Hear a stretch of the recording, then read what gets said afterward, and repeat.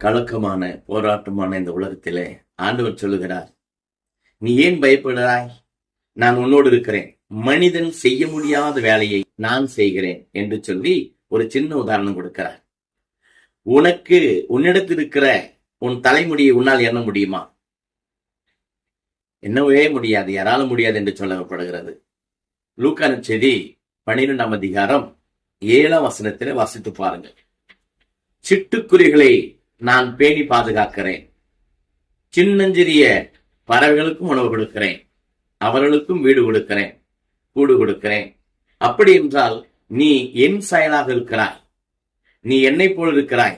நான் உன்னில் தங்குகிறேன், உன்னை நான் தேவாலயமாக கொண்டிருக்கிறேன்.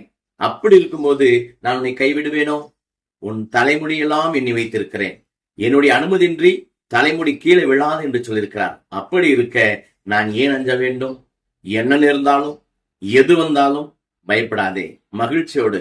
1 தெசலோனிக்கர் 5:16-17 சொல்லுகிறது, நீ எப்பொழுது மகிழ்ச்சியார். ஏன் சொன்னா, உன்னை படைத்தவர், உன் தலைவர், உன் தேவன், உனக்கு வாழ்வு கொடுக்கிறவர். அவர் உன்னோடு இருக்கும் பொழுது இடைவிடாமல் ஜெபி. விண்ணுக்கும் மண்ணுக்கும் தொடர்பு இருக்கும் போது ஆசை வரும். ஆனால் எப்பொழுதும் அவனுக்கு நன்றி சொல்லிக் கொண்டே இரு, அவர் கொடுத்து கொண்டே இருப்பார். ஆமென்.